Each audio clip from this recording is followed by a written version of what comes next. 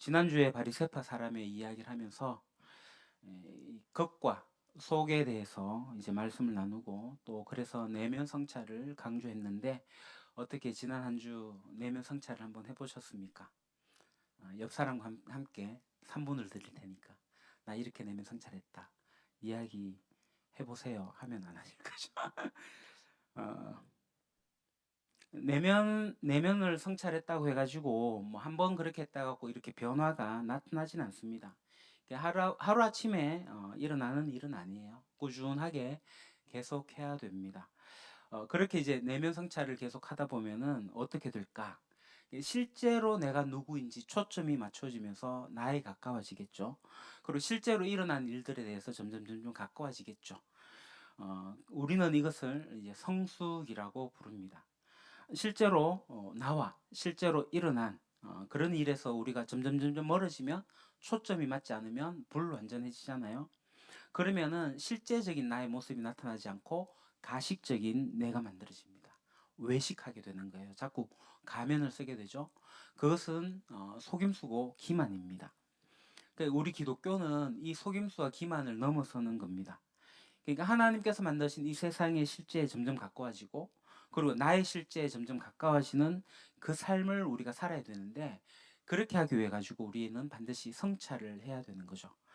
그런 면에서 우리가 매일 이제 성경을 읽고 묵상하면서 자기의 내면을 들여다보는 일은 무엇보다도 중요합니다. 그렇기 때문에 우리가 지금 사순절을 보내면서 매일 이제 이 사순절 묵상 실천집을 가지고 묵상을 하고 있습니다. 혹시 어제 어떤 내용 갖고 했어요? 이게 어제 제가 한 내용입니다. 잃은 양을 찾는 목자였죠. 찾아내기까지 찾아다니시는 예수님의 열심을 우리가 성경을 통해서 보게 되고 그리고 그것을 오늘 나의 삶에 적용하면서 실제적으로 내가 잃은 양이었구나. 예수님께서 나를 정말 찾을 때까지 찾으셨구나. 이걸 깨닫고 나서 이제 감사하고 감업하고 그렇게 되죠. 그러고 난 다음에 이제 나는 예수님과 같이 이런 양을 한 마리 찾아야 되겠다. 뭐 거기까지 이제 나가게 되는 거죠. 그래서 내가 이런 양일 수도 있고 아닐 수도 있고 뭐 그러긴 하겠지만 내 주변에 있는 사람들에게 따뜻한 안부와 사랑의 인사, 메시지를 보내자. 이게 이제 실천의 내용이었어요. 그래서 저는 어제 카톡으로 이제 메시지를 보내기도 했고 전화를 걸어서 통화를 하기도 했습니다.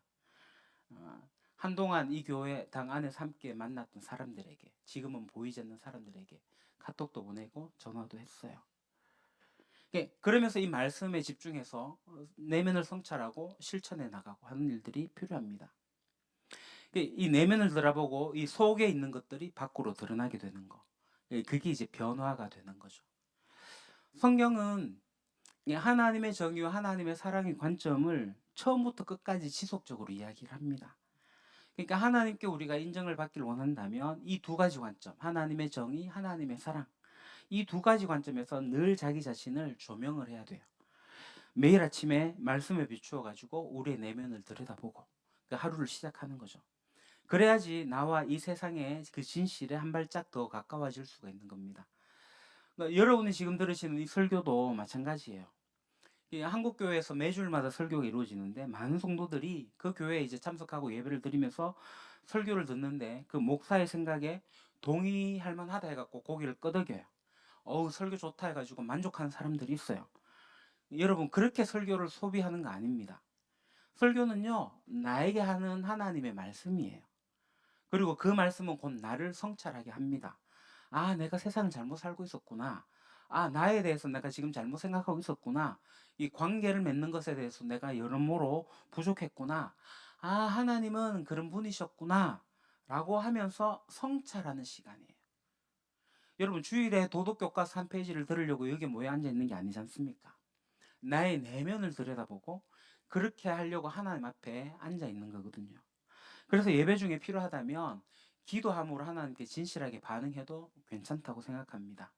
그 시간은 진실하게 하나님께 눈을 뜨는 시간이거든요. 예전에 어떤 찬양팀에서 제가 목격했던 일입니다. 이 베이시스트가 악기를 연주하다가 멈춰놓고 그냥 기타 내려놓고 꿇 앉아서 기도를 하는 거예요. 그 베이시스트가 막 찬양하는 가운데 하나님 앞에 진실하게 반응을 한 거죠.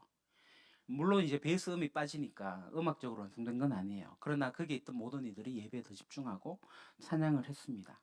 그리고 이 친구는 종종 기쁜 찬양이 나오면 베이스 치는 거 멈추고 그냥 펄쩍펄쩍 뛰면서 온몸으로 하나님을 예배합니다.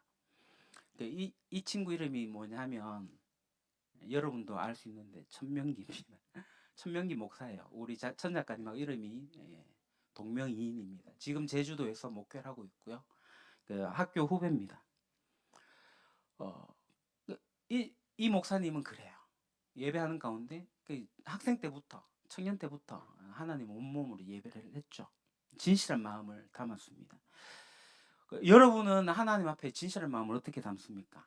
그래서 우리가 이 진실한 마음을 담기 위해 가지고 이제 설교 후에 마음으로 드리는 예배, 하나님께서 하신 말씀에 대해서 내가 글로 표현한 시간을 우리가 갖습니다.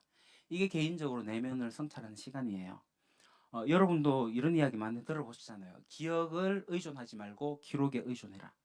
여러분 우리 청소년들도 있지만 공부하게 될 때 단순히 눈으로 보고 그냥 외워가지고 암기하는 것과 글로 쓰면서 머릿속에 있는 것들을 표출 밖으로 드러내게 하면서 하게 될 때 그것이 더 온전해진다는 거 다 알지 않습니까? 마찬가지예요. 하나님을 향한 내 마음도 머릿속으로만 생각하고 있는 것보다 표출을 해야 돼요. 말로 표출하든지 입으로 표출하든지 거기에다가 기록까지 하게 되면 우리의 내면을 성찰하는데 되게 큰 도움이 됩니다. 지금 이제 마음으로 드린 예배가 우리 교회에서 한 4분, 5분 정도 이렇게 참여하시는데요. 저는 여러분 모두가 다 참여하면 좋겠다 생각합니다. 그래서 QR코드 주보 뒤에 있잖아요. 저기 찍으셔가지고 휴대폰으로 기록을 하시든지, 내가 휴대폰 쓰는 게 스마트폰 쓰는 게 좀 불안전하다, 잘 못하겠다 싶으면, 타이핑하는 것도 좀 힘들다 싶으면 뒤에 종이가 있어요. 마음으로 드리는 예배 종이가 있는데 펜을 가져다가 그게 이제 마음을 좀 기록을 하시면 좋겠어요. 그게 이제 하나님에 대한 나의 마음을 표현하는 겁니다. 그러고 나면은 그것이 이제 우리가 이제 보시다시피 이제 주일 아침에 다음 주일 예배 전에 찬양팀 찬양이 끝나고 나서 지난 버들 수업으로 나오게 되는 거죠. 이게 결국 우리 공동체의 고백이 됩니다. 그리고 그것은 지난주와 이번 주를 이어가는 징검다리 역할을 하게 되죠. 그래서 이제 마음으로 드리는 예배를 지난 버들 수업으로 오게 될 때, 저는 앞에 이 화면에 글자가 이렇게 뜨면은 좀 글자를 읽으면서 좀 이렇게 묵상하시면 좋겠는데, 그 지난 버들 수업으로 묵상하며 기도하겠습니다 하면은 아예 그때부터 음악이 깔리니까 기도하시는 분이 계시는데 그러지 마시고요. 보시고 난 다음에 좀 기도로 나가면 좋겠어요. 어떤 내용으로 우리가 어떻게 고백하고 있고 어떻게 성찰하고 있는지를 볼 수 있는 시간이잖아요. 저는 이게 예배 가운데 정말 중요하다고 생각을 합니다. 저는 우리 교회 예배 여러 순서 뭐 영광의 찬송도 있고 뭐 기도도 있고 설교도 있지만 저는 여러분들의 마음을 하나님께 드리는 그 시간이 진짜 소중한 시간이기 때문에 마음으로 드린 예배가 진짜 중요하다고 생각해요. 이거는 나의 내면 성찰이기도 하고 하나님께 드리는 나의 마음이기도 하기 때문에 그렇습니다. 자, 그럼 이제 성경의 이야기로 다시 들어가서 얘기를 할게요. 예수님이 바리새파 사람들을 꾸짖었습니다. 왜냐하면 그들이 내면을 살피지 않고 자꾸 겉만 번지르르하게 자꾸 밖에만 치장하고 있다고 해가지고 신랄하게 예수님이 비판을 했거든요. 그랬더니 그 옆에 있는 율법 교사가 갑자기 반발하는 거예요. 이 바리새파 사람들과 율법 교사는 이 공통점이 되게 많았습니다. 그러니까 예수님이 바리새파 사람을 비판하니까 율법 교사들이 굉장히 불편해진 거죠. 불쾌해진 거예요. 그러면서 하는 그의 말을 한번 우리가 들어보겠습니다. 누가복음 11장입니다. 율법 교사 가운데 어떤 사람이 예수님께 말하였다. 선생님이 이렇게 말씀하시면 우리까지도 모욕하시는 겁니다. 예수께서 말씀하셨다. 그렇다. 너희 율법 교사들에게도 화가 있다. 너희는 지기 어려운 짐을 사람들에게 지우면서 너희 자신은 손가락 하나도 그 짐에 대려고 하지 않는다. 너희에게 화가 있다. 너희는 너희 조상들이 죽인 예언자의 무덤을 세운다. 그렇게 함으로써 너희는 너희 조상들이 저지른 소행을 증언하며 찬동하는 것이다. 너희의 조상들은 예언자들을 죽였는데 너희는 그들의 무덤을 세우기 때문이다. 그러므로 하나님의 지혜도 말하기를 내가 예언자들과 사도들을 그들에게 보내겠는데 그들은 그 가운데서 더러는 죽이고 더러는 받게 할 것이다 하였다. 창세 이래로 흘린 모든 예언자들의 피의 대가를 이 세대에게 요구할 것이다. 아벨의 피에서 비롯하여 제단과 성소 사이에서 죽은 사가랴의 피에 이르기까지 말이다. 그렇다. 나는 너에게 말한다. 이 세대가 그 책임을 져야 할 것이다. 너희 율법 교사들에게도 화가 있다. 너희는 지식의 열쇠를 가로채서 너희 자신도 들어가지 않고 또 들어가려고 하는 사람들도 막았다. 예수께서 그 집에서 나오실 때에 율법학자들과 바리새파 사람들은 잔뜩 앙심을 품고서 여러 가지 물음으로 예수를 몰아붙이기 시작하였다. 그들은 예수의 입에서 나오는 말에서 트집을 잡으려고 노렸다. 여러분, 율법 교사는요, 이 지식을 가진 사람이에요. 그러니까 지난주에 얘기했다시피 40살이 될 때까지 끊임없이 공부했던 사람입니다. 그런데 그 지식으로 이렇게 사세요, 저렇게 사세요 하면서 사람들에게 집만을 계속 지운다고 예수님이 경고합니다. 심지어는 율법 교사는 손가락 하나 꼼짝하지 않으면서 어려운 짐을 심오한 지식으로 계속 포장해서 떠넘기는 거죠. 그것이 어쩌면 이 지식인의 특징일지도 모릅니다. 그러니까 자기의 지식을 자랑하고 상대에게 계속 짐을 지우지만 자신은 빠져나가요. 여러분, 성경을 많이 아는 거 그리 중요하지 않습니다.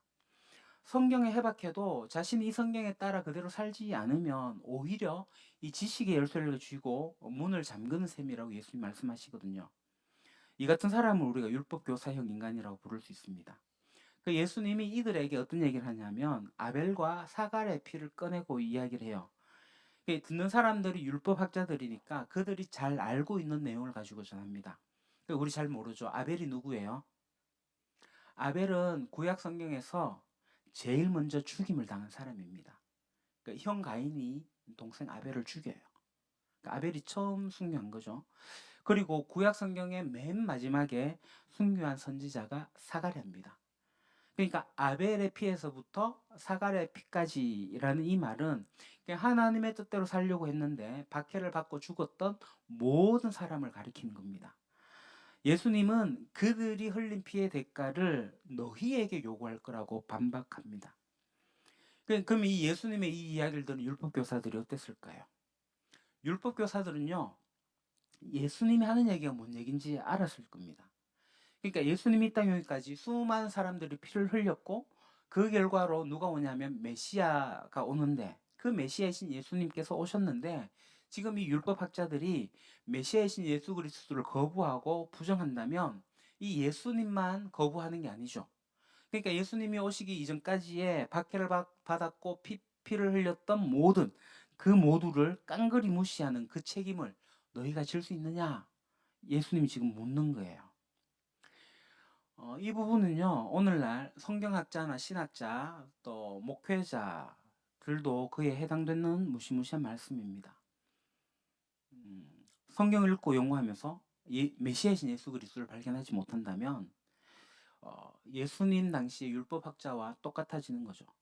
그러니까 우리도 마찬가지예요. 성경으로 자신의 내면을 성찰하는 정도가 아니라 우리는 이 성경을 가지고 이 성경에 있는 메시아이신 예수 그리스도를 발견해야 돼요. 율법 교사들은 성경을 진짜 열심히 공부했지만 메시아 예수를 발견하지 못했습니다. 오히려 자신들의 지식을 앞세워가지고 하나님의 뜻대로 살면서 하나님 말씀을 전하는 이들을 무시하고 핍박을 했어요. 그리고 예수님께서 52절에 뭐라고 합니까? 지식 열쇠를 언급하잖아요. 예수님께서 언급하신 이 지식의 열매가 왜 중요해요? 이 지식의 열쇠는 그걸 가지고 어디로 들어가는 거죠? 하나님 나라입니다. 하나님 나라.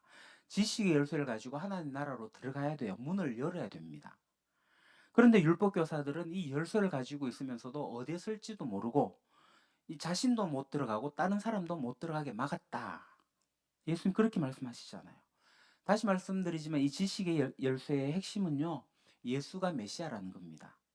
그런데 율법학자들은 그 눈앞에 예수님을 두고도 누군지 몰랐어요. 요즘에 수많은 신학서적들이 쏟아져 나옵니다. 그 중에 굉장히 뛰어난 학문적으로 뛰어난 책들이 나와요. 근데 그 책에 보면요. 메시아이신 예수가 빠진 경우가 적지 않습니다. 아니, 예수 메시아를 빼놓고 이룬 학문적 업적이 뭐 그렇게 중요할까요? 신학이 아니라 일반 학문에서 또 이를테면 이제 종교학 분야에서 이룬 업적이라면 뭐 이해까지는 갑니다. 저는 율법 교사들에게 이 한 말, 예수님께서 하신 말씀이 지금 오늘날 그러한 예수님을 빼고 신학적으로 성찰하는 신학자들이나 그들에게 동일하다고 생각합니다. 또 오늘 우리들도 마찬가지예요. 성경 퀴즈 대회 같은 거 하면 1등도 해요. 근데 말씀대로 살진 않아요. 예수 메시아가 몰라요. 그 성경 지식은 해박해요. 그걸 가지고 어떻게 하냐면은 다른 성도들을 잣대를 대놓고 정죄하고 비판하는 거 합니다. 성경을 읽으면서 꼭 율법교사 같은 사람들이 있어요. 교회에는. 여러분 그거 아닙니다. 우리는 이 지식의 열쇠를 가지고요. 하나님 나라에 들어가야 돼요. 그리고 우리는 이 지식의 열쇠 가지고 그 문을 열고 하나님 나라 들어가서 하나님 나라 백성으로 살아야 됩니다. 그러니까 하나님 나라 백성으로 산다는 것은 예수 메시아를 중심에 놓고 내 삶을 재조정하는 겁니다. 그러니까 지금까지 내가 이렇게 살아왔는데 예수 없이 살아왔는데 이제 예수님 중심으로 해가지고 내 삶을 살아가는 다른 종류의 삶을 사는 거죠. 그러니까 이게 기독교예요. 그리스도의 삶은 그래야만 합니다. 성경을 열심히 읽고 외워가지고 성경 지식을 습득하는 거 이거 기독교 아닙니다. 성경이 처음부터 끝까지 일관되게 이야기하고 있는 예수 메시아. 수많은 선교자들이 고대하며 기꺼이 목숨을 내놓았던 그 이유였던 예수 메시아를 발견하고 예수님을 중심으로 자기 인생을 재조정하는 게 이게 기독교예요. 오늘 많은 사람들이 성경을 자꾸 뭐 이상한 여러 규칙을 모아놓은 책으로 생각합니다. 그래서 어떤 사람이 물어와요. 이거 해도 괜찮나요? 저거 해도 괜찮나요? 동성애는 반대해야 되나요? 찬성해야 되나요? 미중일 사이에서 우리는 어떤 입장을 취해야 되나요? 무엇을 해도 되고 안 되고 이게 반대인지 찬성인지 그냥 단순하게 좀 정해달라고 합니다. 성경은 그런 책이 아니에요. 성경이 하는 이야기를 우리가 먼저 듣고 깊이 고민하면서 이 시대 가운데 우리가 어떻게 살아야 할지 진짜 심각하게 모색하면서 답을 찾아 나가야 돼요. 그러니까 예수 메시아를 중심으로 우리의 삶 전체를 어떻게 재해석하고 재구성할지 그 결정해야 돼요. 여러분, 네, 잠깐만 이야기하고 넘어가겠습니다. 정치 이데올로기를 가지고 교회 안으로 들어오시면 안 돼요. 우리는 예수 그리스도를 중심으로 지금의 정치를 판단해야 됩니다. 미중일의 사이에 이란과의 전쟁에 세계 평화의 모든 문제도 성경의 관점으로 예수 메시아의 관점으로 하나님 나라 관점으로 우리가 해석을 해야 돼요. 트럼프가 지금 파병하라 그럽니다. 파병해야 돼요, 말아야 돼요?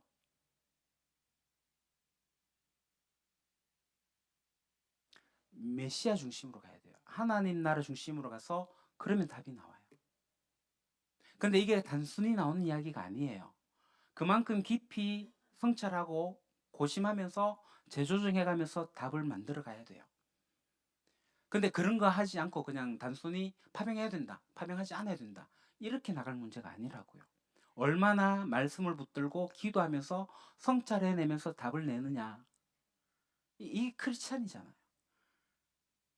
근데 모 목사가 하는 말에 휩쓸려 가지고 아무런 생각도 없이 맞네 하고 따라가는 거 그거 기독교 아니라니까요.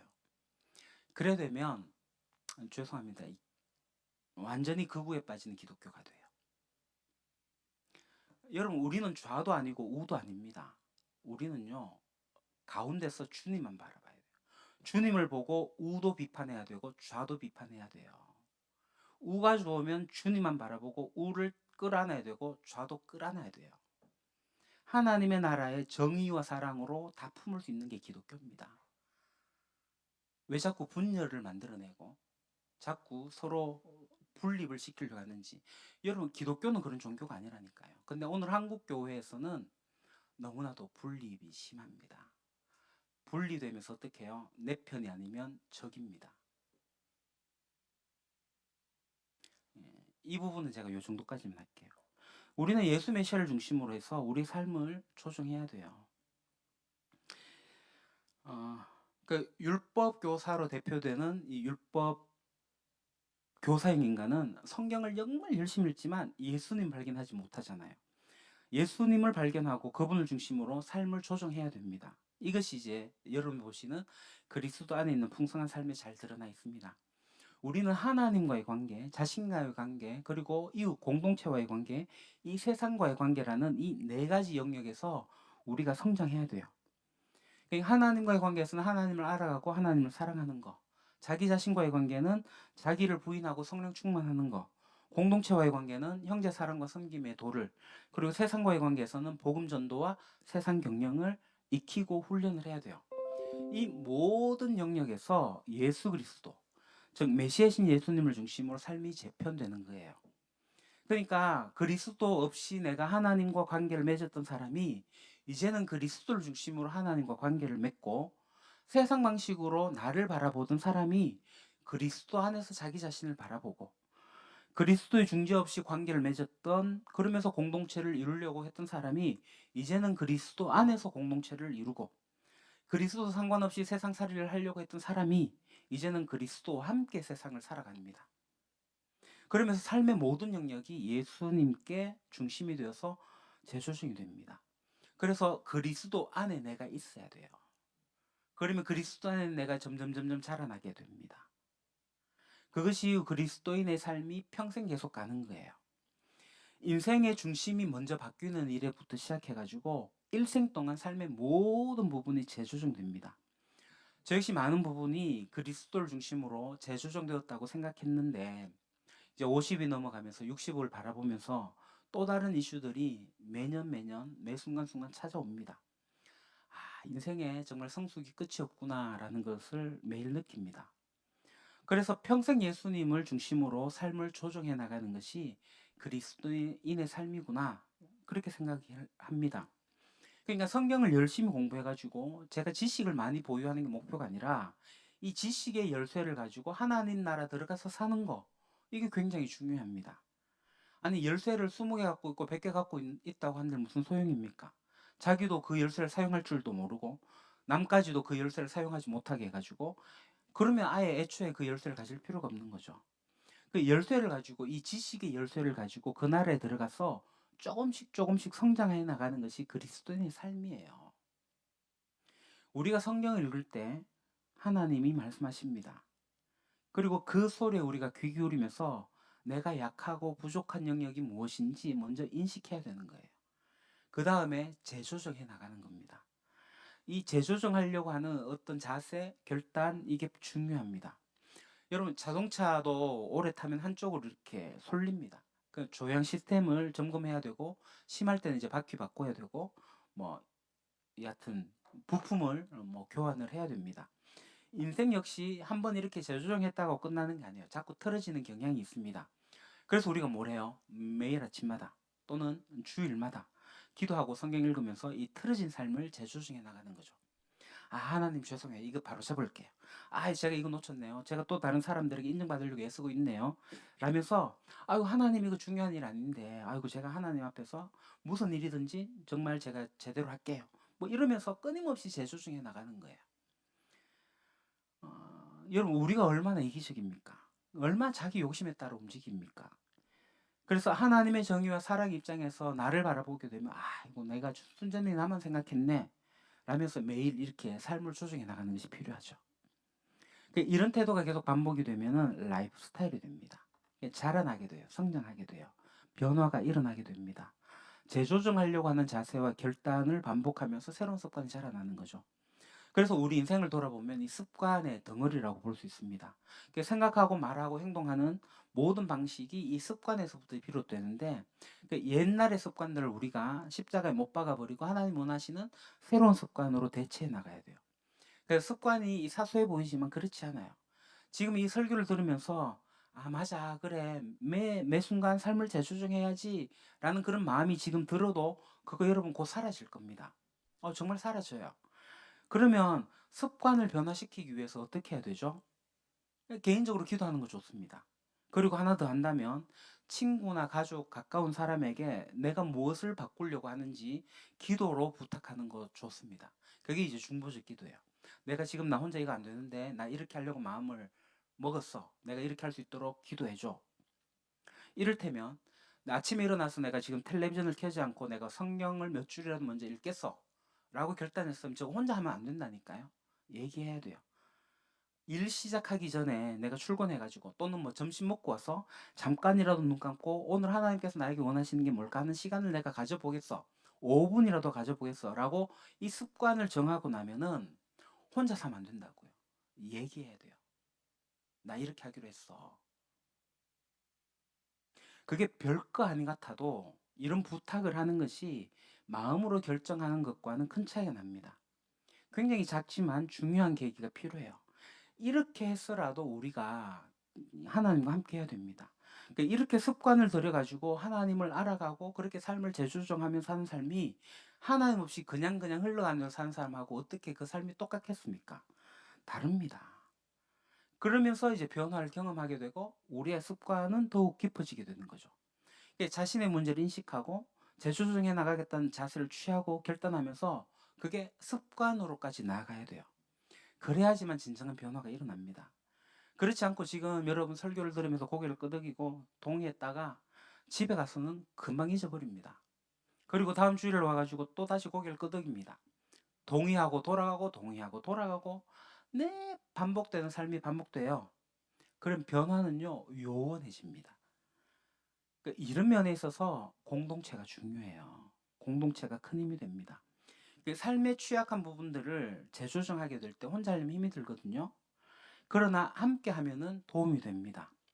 실제로 있었던 사례입니다. 어떤 사람이 신용카드를 함부로 사용해요. 우리는 사랑의 빚진 자가 되어야 되는데 신용카드에 빚진 자들이 되어서 살아가잖아요. 그러니까 무절제. 돈은요, 월급은요, 통장에 스치고 지나갈 뿐입니다. 내 카드로 살아요. 탐욕 때문에 자꾸 무절제하게 사용하니까요. 그래서 그 이야기를 공동체에 얘기했고 공동체원들이 네가 그런 결단을 했으면 우리도 신용카드를 쓰지 않을게 라고 하면서 그 공동체에 모인 사람들이 신용카드 절단식을 그 자리에서 했어요. 옆에서 신용카드 안 써요. 체크카드만 쓰겠다. 물론 신용카드 혜택이 있습니다. 체크카드 쓰겠다. 그러나 그 사람이 탐욕과 무절제하는 일에 대해서 제대로 사용할 수 있게끔 하도록. 모든 사람이 그렇게 할 필요는 없어요. 그러니까 중요한 건 뭐냐면 개인의 결단과 그것을 지지하는 보조를 맞춘 사람들이 옆에 있다라는 거죠. 여러분 혼자 결단해가지고 잘 안 변해요. 좀처럼 바뀌지 않습니다. 그럴 때 안전하게 이 사실을 공유하고 또 거기에 대해서 동의하고 지지해주는 누군가 있다는 것은 너무나도 다행스러운 일이죠. 그러면서 함께 삶을 재조정해 나가는 겁니다. 더 나은 삶, 더 멋지고 깊이 있는 삶을 추구하면서 만들어가는 거죠. 그러면서 함께 변화하는 겁니다. 그래서 우리 교회가 소그룹 정원교회를 하려고 해요. 정원교회를 소그룹으로 해야지만 진짜 진실한 공동체를 경험하게 되고 안팎의 변화들을 경험하게 될 거예요. 4월 달에 이제 정원교회를 시작하는데 이제 단톡방에 제가 신청서를 올리겠습니다. 그러면 여러분들이 참여를 원하시는 분들은 올려주시면 좋겠어요. 여러분 바리새파 사람들과 율법 교사들은 정말 열심히 성경을 연구하고 가르쳤습니다. 그러나 예수님이 활동하던 당시에 이 사람들은 변하지를 않았습니다. 왜 그랬을까요? 바리새인들은요 성경으로 내면을 성찰하지 않았어요. 껍데기에만 신경을 썼습니다. 율법학자들은요 성경을 통해 갖고 예수 그리스도를 발견하고 그를 통해서 삶을 재조정해야 되는데 그거 하지 않고 그냥 자기의 지식의 열쇠만을 자랑을 했습니다. 심지어 예수님을 알아보지도 못했다니까요. 오늘 한국의 수많은 그리스도인들이 성경을 읽고 묵상하고 공부하고 주일 설교에도 빠지지 않고 아니 성경 관련 세미나에도 참여를 합니다. 그러나 안타깝게도 성경을 줄줄줄줄 외우고 성경 지식은 해박하나 그 말씀으로 자기를 성찰한 훈련은 하지 않고 오히려 자신의 입장을 합리화하고 강화한 데 쓴 사람이 적지 않아요. 이런 사람들이 누구냐면 바로 지난주 우리 살펴본 바리새파의 인간이에요. 그리고 성경 지식으로 예수 메시아를 발견해야 되는데 그래서 하나님 나라에 들어가서 하나님 나라 백성으로 사는 법을 배워야 되는데 그렇게 하지 못해요. 그런 사람을 우리는 율법 교사형 인간이라고 부릅니다. 성경을 통해서 발견한 하나님에 대한 지식이 죽은 지식이 아니라 살아있는 지식이 되려면 그 말씀으로 나의 내면을 성찰해서 예수님이 과연 누구이신가를 끊임없이 알아가는 일들이 필요합니다. 이와 함께 예수 그리스도 안에서 내 삶 전체가 재조정되고 성숙해야 됩니다. 여러분 하나님은 우리를 변화시키기를 원하십니다. 우리 각자의 속도에 맞춰 가지고 억지스럽지 않게 우리 안에서 하나님의 형상이 완성될 때까지, 잃어버린 하나님의 형상이 회복될 때까지 우리 하나님은 쉬지 않으십니다. 여러분은 어떤 사람입니까? 여러분은 어떤 사람이 되기를 원하십니까? 기도하겠습니다. 아버지 하나님, 오늘도 말씀 앞에 서게 하시고 우리의 겉모습이 아니라 내면을 돌아보게 하시니 감사합니다. 우리의 삶을 돌아보면 겉으로는 믿음이 있는 것처럼 보이지만 정작 마음 깊은 곳에서는 주님보다 사람의 시선을 더 의식하고 진실보다 체면을 붙들고 순종보다 자기 합리화에 머문 때가 많았음을 고백합니다. 이런 저희를 불쌍히 여기십시오. 하나님, 말씀을 들었지만 말씀 앞에서 자신을 비추기보다 남을 판단하고 남을 향해 쉽게 말하고 정작 나 자신은 순종하지 못했던 모습을 돌이킵니다. 성경을 아는 것으로 만족하지 않게 하시고 지식을 붙드는 사람이 아니라 말씀 앞에서 깨어지고 변화되는 사람이 되게 해주십시오. 우리로 하여금 율법 교사형 인간의 모습에 머물지 않게 하시고 지식의 열쇠를 쥐고도 하나님 나라에 들어가지 못하는 어리석음에 빠지지 않게 해주십시오. 성경을 읽을 때마다, 설교를 들을 때마다 그 중심에서 예수 그리스도를 발견하게 하시고 예수님이 메시아이심을 더욱 분명히 알고 믿게 해주십시오. 주님, 우리의 삶의 중심이 세상 성공도 아니고 사람의 인정도 아니고 자기 욕심도 아니고 오직 예수 그리스도가 되기를 소망합니다. 하나님과의 관계, 자신과의 관계, 공동체와의 관계, 세상과의 관계 속에서 예수님을 중심으로 삶이 다시 정렬되게 하시고 틀어진 마음과 습관과 방향을 날마다 말씀과 기도로 재조정하게 해주십시오. 주님이 한 번 감동받고 끝난 신앙이 아니라 매일 아침 주님 앞에 서는 신앙을 주십시오. 내면을 성찰하게 하시고 잘못된 길에서 돌이키게 하시고 작은 습관 하나라도 주님의 뜻에 맞게 바꾸어 나가는 은혜를 주십시오. 우리 안에 가식은 무너지게 하시고 진실함은 자라나게 하시며 주님의 형상이 우리 안에 더욱 분명히 이루어지게 해주십시오. 또한 우리 유림 공동체를 붙들어 주셔서 말씀을 아는 공동체를 넘어 말씀대로 살아가는 공동체가 되게 해주십시오. 서로 정죄하는 공동체가 아니라 함께 성찰하고 함께 회개하고 함께 자라가는 공동체가 되게 하시고 이런 양을 찾아 나선 주님 마음 품고 서로를 살피고 세상을 섬기게 해주십시오. 오늘 들은 이 말씀이 우리의 머리에서만 머무르지 않게 하시고 삶의 자리에서 열매 맺게 해주십시오. 이번 한 주간도 말씀 앞에서 자신을 비추고 예수님을 중심으로 삶을 새롭게 하며 하나님 나라를 살아내는 성도들이 되기를 소망합니다. 우리의 생명이시며 우리의 중심이 되시는 예수 그리스도 이름으로 기도합니다.